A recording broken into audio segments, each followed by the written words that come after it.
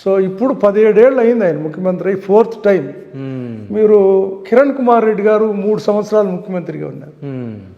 ఆయన కాన్స్టిట్యున్సీ ఒకసారి చూడండి, కుప్పం ఒకసారి. ఇద్దరు చిత్తూరు జిల్లా వాసులే.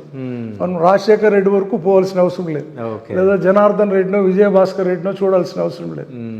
చిత్తూరు జిల్లాలో 2 ముఖ్యమంత్రులు పనిచేశారు, ఒక్క పీలేరు ఒక కుప్పం. 2 కాన్స్టిట్యున్సీలు మీరు ఒకసారి వెళ్ళి చూస్తే అక్కడ అభివృద్ధి ఇక్కడ అభివృద్ధి మీకే కంటికి కనబడుతుంది. అక్కడ సైనిక్ స్కూల్స్ తెచ్చుకోగలిగాడు, జేఎన్టీయు ఇంజనీరింగ్ కాలేజ్ తెచ్చుకోగలిగాడు, ఫార్మసీ కాలేజీలు తెచ్చుకోగలిగాడు, అన్ని పాలిటెక్నిక్ కాలేజీలు తెచ్చుకోగలిగాడు, అన్ని టౌన్ పీలేరు రోడ్ని డబుల్ రోడ్స్ చేసుకోగలిగాడు, మౌలిక వసతులు ఏర్పాటు చేసుకోగలిగాడు. ఇక్కడ ఈయన ఎందుకు చేయలేకపోయాడు? అంటే ఎందుకు చేస్తలే అంటారు? అంటే ఒకవేళ వీళ్ళు ఎడ్యుకేటెడ్ అయితే రేపొద్దున ఓట్లు పడవ. ఎప్పుడైతే అవేర్నెస్ వస్తుందో పొలిటికల్గా అవేర్నెస్ వచ్చినట్టే కదా.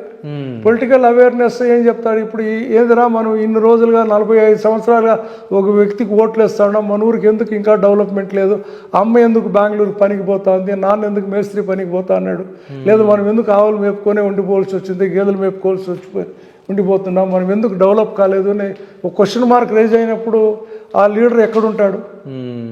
ఈరోజు ఇంటికి ఒక ఇంజనీర్ కానీ, ఒక డాక్టర్ కానీ, లేదా ఒక టీచర్ కానీ, ఒక చార్టెడ్ అకౌంటెంట్ కానీ, ఒక ఎంసీఏ అభ్యర్థి, ఒక ఎంబీఏ చదివినటువంటి ఇలాంటి వాళ్ళు ఉంటే, క్వశ్చన్ చేసేవాడు ఆ ఇంట్లో ఉంటే, ఒక రాజకీయ నాయకుడు ఆ ఇంటికి వెళ్ళగలుగుతాడా?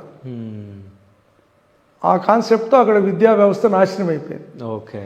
విద్య అనేది ఎప్పుడైతే అక్కడ వీక్గా ఉందో ఒక లీడరు సంవత్సరాలు బడి వెళ్తున్నారు అక్కడ.